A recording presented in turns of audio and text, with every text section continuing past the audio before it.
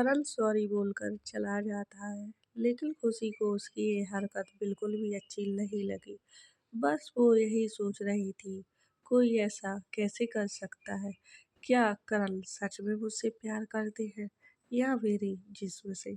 समझ नहीं आ रहा है मुझे। फिर वो सो जाती है। अगली सुबह 8 बजे पायल के कमरे में जाता है और कहता है, लाडो उठ जाओ, कितना सोगी? तभी खुशी उठती है। उसका सूजा हुआ मुंह है जिसे वो छुपा रही थी। 8 बजे, "ए, क्या हुआ तुम्हें? कोई प्रॉब्लम है क्या लाडो?" "नहीं भाई साहब, बस मुझे रात में नींद नहीं आई थी, इस वजह से। आप फिक्र मत कीजिए, मैं ठीक हूँ।" रणविजय कहता है, ठीक है। वही खुशी उठकर नहाने के लिए चली जाती, मगर खुशी टेंशन में थी। कल रात की हरकत उसे बहुत परेशान कर रही थी। तो नहाते टाइम उसका ध्यान उसके गले पर जाता है जो करण ने उसे दिया था। खुशी कहती है, अगर आपका प्यार सच्चा है ना करण, तो हम ये भी सहने को रेडी है, लेकिन आप मेरा फायदा उठा रहे हैं तो आपकी खैर नहीं। नहीं छोड़ूंगी आपको। कुछ देर बाद रणविजय अपने गार्ड को लेकर निकल जाता है। खुशी वही नीचे खाना खा रही थी। तभी करण आकर खुशी के पास बैठ जाता है और कहता है, कैसी हो आप? नींद तो आई आपको? खुशी कहती है, हाँ, मुझे आपसे कोई बात नहीं करनी, मुझसे दूर ही रहे तो बेहतर होगा। करण को गुस्सा आता है और हाथ में लिए पानी का गिलास हाथ में दबा देता है, इससे उसको चोट आ जाती है। ये नज़ारा देख खुशी डर जाती है और कहती है, ये क्या किया? पीछे नौकर थे, उनको आता देख खुशी ने सोचा, अगर किसी ने भी भाई साहब को बता दिया तो क्या होगा। तभी खुशी खड़ी हो जाती है और करण से कहती है, आप मेरे रूम में जाइए, वहीं आती हूँ मैं। करण उठकर चला जाता है। तभी मेड आती है और कहती है, क्या हुआ खुशी भाई साहब, आप ठीक तो हैं? वो मैं ठीक हूँ, कुछ नहीं, बस हाथ से गिलास गिर गया। तुम ये साफ कर दो, मैं आती हूँ, पर आपका खाना मैं ऊपर ही खाना खा लूँगी। तभी खुशी अपनी प्लेट उठा उसमें खाना परोस ले जाती है, जहाँ करण खुशी को गुस्से की नजरिए से देख रहा था और गुस्से से खुदी की बुट्टी और कस ली। खुशी बोली, ये क्या किया आपने? आपको चोट लग गई ना? खुशी खाना टेबल पर रख देती है और करण जल्दी से आकर कहता है, आपको क्या फर्क पड़ता है?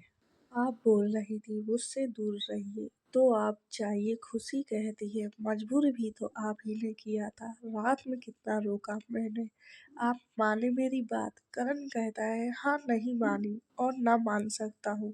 तभी खुशी को अपनी बाहों में भर लिया और कहता है, क्योंकि मुझे तुम्हें देखकर खुद पर काबू नहीं रहता, क्या करूँ मैं? जी करता है बस तुम्हारे साथ रहूं और तुम्हें प्यार करता रहूं। उसी करण को दूर कर कहती है, अच्छा, खाना खा लीजिए और आपका हाथ बताए, मैं दवा लगा दूं। करण कहता है, नहीं, पहले कहो तुम मुझसे प्यार करते हो और कुछ भी हो जाए मुझसे दूर जाने की बात नहीं करोगे। खुशी कहती है, ऐसी हरकत फिर की तो नहीं करूँगी। करण कहता है, कैसी हरकत? और खुशी को अपने पास खींच लेता है और खुशी के होंठ को अपने मुंह में भर लेता है और जोर जोर से किस करने लगता है। खुशी भी अब उसको किस करने लगती है, क्योंकि खुशी को भी अच्छा लग रहा था जिस तरह से करण खुशी को अपनी गिरफ्त में कैद किए था। खुशी तो भूल ही चुकी थी कि करण को चोट लगी है और करण भी। तभी रणविजय का फोन आता है। करण चौंक जाता है और फोन उठाकर कहता है, जी बॉस। तभी करण की सब हैकड़ी निकल जाती है। खुशी को बड़ा मजा आ रहा था इस तरह करण को देखकर। करण बात करता रहा और खुशी ने इतने में करण के हाथ पर दवा भी लगा दी और पट्टी भी कर दी। करण को पता भी नहीं चला। जी बॉस, अभी आता हूँ। करण जाने लगा और खुशी से कहता है, बॉस ने बुलाया है कुछ काम से, रात में मिलता हूँ तुमसे। खुशी कहती है, कोई ज़रूरत नहीं है, बिल्कुल भी नहीं, आपकी हरकत हम देख चुके हैं, दोबारा आ भी मत जाना। करण मुस्कुरा देता है और चला जाता है। खुशी सोचती है मेरी बात का कोई असर नहीं हुआ, जो इस तरह से मुस्कान देकर चले गए। करण रणविजय के पास चला जाता है और कहता है, क्या हुआ बॉस, आपने मुझे बुलाया? हाँ, मुझे पता लगा है। पायल कहाँ है? पायल राजस्थान में है, लेकिन क्यों, वो वहाँ क्यों गई? रणविजय, वो तो मुझे भी नहीं पता, वो तो राजस्थान में जाकर ही पता चलेगा। तो चलिए आप, हम वहीं चलते हैं। रणविजय कहता है, खुशी भी यहाँ है, उनको ले जाना ठीक नहीं है, क्योंकि ये मुंबई शहर है, वहाँ से तो हम उसे ले जरूर आए थे। अब वापस ले जाना अभी आसान नहीं है, हमें रात में ही निकलना होगा। जैसे उस दिन आए थे वैसा ही करना होगा। करण कहता है, जी बॉस। और करण पायल की जानकारी पाकर खुश भी था और दुखी भी, क्योंकि पायल आ जाएगी और खुशी चली जाएगी। लेकिन अगर मैं खुशी से शादी कर लूँ तो फिर वो मेरी रहेगी, जिसे मैं कहीं नहीं जाने दूंगा। क्या वो मानेगी मुझसे शादी करने के लिए? वो मान भी जाएगी तो रणविजय नहीं मानेगा, और ना ही उनका परिवार। भगाकर भी ले जाऊंगा तो रणविजय की पहुंच बहुत ऊपर तक है। आखिर ऐसा क्या करूं मैं, कुछ समझ नहीं आ रहा है। पायल को आज जाने दो, उससे ही बात करूंगा। हाँ, ऐसा ही करूंगा। फिर रणविजय के साथ करण घर आता है और खुशी से कहता है, आपकी पायल भाभी सब मिल गई है और वो राजस्थान में है। तो मैं और करण कुछ तैयारी करने जा रहे हैं, जब तक आप सामान पैक कर लो। ठीक है भाई साहब, ये तो बहुत अच्छी बात है। लेकिन करण की नज़र खुशी पर थी, जो उसे ही घूरे जा रहा था। खुशी की नज़र भी करण पर गई तो उसका उदास चेहरा देखकर दुख हुआ। रणविजय जैसे ही बाहर की ओर रुख करता है, करण कहता है, अब तुम ही कुछ कर सकती हो हमारे बारे में। कब फिर करण भी चला जाता है। दोनों अपने जाने की तैयारी कर रहे थे। कुछ तो ऐसे हथियार ले जा रहे थे कि उनके दुश्मन का खात्मा एक ही झटके में हो जाए। फिर क्या था, दोनों ने सामान खरीद लिया। यहाँ अभिषेक अलग ही प्लान कर रहा था। अभिषेक का आदमी जो रणविजय पर नजर रखे हुए था, अभिषेक को फोन कर कहता है कि रणविजय और उसका साथी अभी अभी निकले हैं और जिस लड़के की आपको तलाश है वो भी यही है। आप हुक्म दें। अभिषेक कहता है, जाकर उठा लाओ उसे, और कोई बीच में आए तो मार गिराना उसे। और अभिषेक के आदमी मेंशन हाउस में घुस जाते हैं। वही खुशी अपनी सामान की पैकिंग कर रही थी। पीछे से वो गुंडे अपनी बंदूक दिखाकर मुंह बांधकर सबको डरा धमकाकर शांत करा देते। वह सिर्फ फीमेल थी तो वो वैसे भी डर गई थी। उन्होंने खुशी के बारे में पूछा तो मीत ने कहा, बता दिया कि वो ऊपर है। जब तभी गुंडे खुशी के कमरे की ओर बढ़ने लगे। खुशी के पास जाकर खुशी को बंदूक दिखाते हैं और कहते हैं, चलो बॉस ने बुलाया है।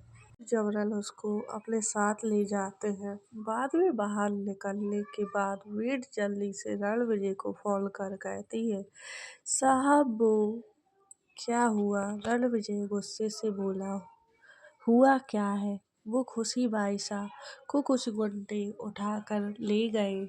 और रणविजय फोन काट देता है, जल्दी से निकलता है। करण कहता है, क्या हुआ बॉस? रणविजय कहता है, खुशी को कुछ लोग उठाकर ले गए हैं। करण क्या, और करण की तो जान सी ही निकल जाती है। वही रणविजय अपनी कार निकाल जाता है और करण से कहता है, जरूर उस कमीने का ही हाथ होगा। मैंने उसके पाँव काट दिए, फिर भी उसे मेरा डर नहीं है। अब उसकी खैर नहीं, अब वो नहीं बचेगा। और दोनों निकल जाते हैं अभिषेक का खात्मा करने। वहाँ अभिषेक खुशी को देखकर हंस रहा होता है और कहता है, देख तेरे भाई ने क्या हाल किया है मेरा। देख, अब तुझे उसकी कीमत चुकानी पड़ेगी। और ये कहकर जोर जोर से हंसने लगता है। खुशी कहती है, मुझे छोड़ दो। क्या लगा था तुम्हें ऐसा बोलूँगी मैं? हा हा हा। भाई साहब ने ये आपका ये हाल किया है। वो आते ही हो गए। अभी तो पैर काटे हैं आपके, अब पता नहीं क्या होगा आपका। क्योंकि मेरे भाई साहब अच्छे से जानते हैं उनका सबसे बड़ा दुश्मन कौन है। ज़्यादा देर नहीं लगेगी उनको यहाँ आने में। अभी से गुस्से से कहता है, तुझे क्या लगता है मैं पागल हूँ? देख अभी बताता हूँ मेरे साथ कौन है। अभिषेक के साथ उसका भाई था जो दुबई में अंडरवर्ल्ड डॉन है। ये कोई छोटा-मोटा इंसान नहीं है, बहुत बड़ा डॉन है और उसकी शादी तुमसे करा दूँगा। तेरा भाई कर क्या कर लेगा? कुछ नहीं कर पाएगा तेरा भाई, बस उसे खौफ होगा। अगर उसने मेरे भाई को कुछ किया तो तेरा क्या होगा? कहकर तब खुशी की रूह काँप जाती है और कहती है ऐसा कुछ नहीं होगा। तभी अभिषेक कहता मुझे तेरे लिए अपने भाई को कष्ट देना नहीं पड़ता। अगर मेरे पैर तेरे भाई साहब ने ना काटे होते। अब मैं इस काबिल नहीं हूँ कि तेरे साथ कुछ कर सकूँ। तुझ पर नज़र तो मेरी बहुत पहले से थी। मेरा भाई भी बस आता ही होगा। कुछ देर बाद फ़ोन आता है और अभिषेक का भाई आता है। तभी खुशी को देखता है और कहता है तुम मेरी शादी इससे करवाना चाहती हो, वो भी अपनी दुश्मनी के लिए। मैं इससे शादी नहीं करूँगा, बल्कि इसको अपनी जागीर बना के रखूँगा। मेरा क्या है, मैं लड़कियों के साथ खेल खेलता हूँ, शादी वादी नहीं करता। अगर शादी करूँगा तो मुझे इसकी रिस्पेक्ट करनी पड़ेगी। तुम तो जानते हो मेरा स्वभाव, मैं रिश्तों में थोड़ा झुक जाता हूँ और तुम चाहते हो इसको मैं टॉर्चर करूँ, तो शादी अच्छा आइडिया नहीं है। अभिषेक कहता है अरे नाम की शादी करनी है तुम्हें, ताकि इसका भाई सा हमारे आंगन झुक जाए और ये लड़की जब तक हमारी कैद में रहेगी तो वो कुछ भी नहीं कर सकता है। फिर उससे हम पायल को वापस मांगेंगे, उसको करना भी होगा अपनी बहन के लिए। अभिषेक का भाई कहता है अबे पागल हो गया है क्या? तेरे पाँव रहे नहीं, क्या करेगा अब उसका उस जायदाद का? अभिषेक का भाई जिसका नाम कबीर, अब जो अभी तक खुशी को आगे से नहीं देखा था, बस खुशी के पीछे से बात कर रहा था। जो खुशी सलवार सूट पहनी थी और कहता है क्या यार तुम्हारी पागलपन ने तो हद पार कर दी है। हमारे पास कितना पैसा रुतबा है। तभी अभिषेक कहता है तेरे पास है सब कुछ, मेरे पास कुछ नहीं है। तू छोटा लेकिन मुझे तेरे बलबूते रहना पड़ता है। मुझे अब इस शहर का राजा बनना है और मुझे राजाओं वाली जिंदगी जीनी है। जो रणविजय जीता है वैसे ही मैं करोड़ों का मालिक होता। अगर इसका भाई साहब मेरी जिंदगी में नहीं आया होता, अब मैं सारा हिसाब चुकता करूँगा। अब बस जो मुझे चाहिए वो तू करेगा। फिर कबीर कहता है आप चुप रहिए, ये गलत है और खुशी से कहता है चलिए मैं आपको आपके घर छोड़ देता हूँ। अभिषेक कहता है नहीं बिल्कुल नहीं, रुक जा कबीर, नहीं नहीं तो छोड़ूंगा नहीं। कम ऑन ब्रो, पहले खुद को तो संभाल लो। आप चलो। आप अभी खुशी बुरी ही थी कि कब कबीर खुशी को देखता ही रह गया और कहता है क्या बात है, मैंने तो सोचा था कि आप कोई सिंपल लुक वाली होगी, आपके पहनावे से लगा मुझे, लेकिन तुम तो भला की खूबसूरत हो, सच में बहुत सुंदर हो। खुशी कहती है जी चले अब हम। कबीर कहता है हाँ हाँ क्यों नहीं, चलिए। कबीर एक चालाक इंसान था जो पहले खेल खेलता था और बाद में अपना दांव खेलता है। फिर वो खुशी से रास्ते भर बात करता रहा। वही रणविजय को फोन करके कहता है मैं अभिषेक का भाई बोल रहा हूँ, आपकी बहन मेरे साथ है। तभी रणविजय कहता है मेरी बहन को छोड़ दे, नहीं तो जो हाल तेरे भाई का किया है वही तेरा करूँगा। तभी खुशी कहती है लाइए मैं बात करती हूँ अपने भाई साहब से। और खुशी फोन पे कहती है हेलो भाई साहब। तो रणविजय कहता है लाडो तुम ठीक तो हो ना? खुशी कहती है जी भाई साहब, एक कबीर जी है जो अभिषेक से बिल्कुल अलग है, यही मुझे उससे बचा कर आए हैं। ठीक है मैं आता हूँ, कहाँ हो तुम? और रणविजय खुशी के पास पहुंच जाता है और कहता है खुशी से ठीक होना, कुछ किया तो नहीं उसने? तभी कबीर कहता है नहीं मैंने इनको कुछ नहीं होने दिया। हेलो मेरा नाम कबीर है, मैं दुबई में रहता हूँ और मेरा अच्छा कारोबार है। इस अभिषेक का खर्चा पता मैं ही उठाता हूँ। मुझे नहीं पता था ये इतनी घिनौनी हरकत करेगा। अच्छा हुआ, इसको तो आपको छोड़ना ही नहीं चाहिए था। वो तो मैं था जो आपकी बहन सही सलामत है, नहीं तो कोई और होता तो पता नहीं क्या होता। रणविजय कहता है आपका धन्यवाद। तो लाडो चले। हाँ। तबीर कबीर कहता है मैं भी आपके साथ चल सकता हूँ क्या? क्योंकि मुझे राजस्थान में एक जमीन खरीदनी है और गरीब बच्चों के लिए हॉस्पिटल खोलना है। करण वहाँ उसकी बातें चुपचाप सुन रहा था। वो बार बार खुशी को देख रहा था, इस वजह से उसे गुस्सा आ रहा था। तभी रणविजय कहता है हाँ क्यों नहीं, चलिए, ये तो बहुत अच्छी बात है। और खुशी और कभी साथ में बैठ जाते हैं और करण रणविजय साथ में करण खुशी के साथ में बैठ जाते हैं और करण रणविजय साथ में करण खुशी के साथ पास गैर मर्द साथ बैठा देख कहता है बॉस मैं पीछे बैठ जाता हूँ, खुशी जी को आगे बिठा लीजिए।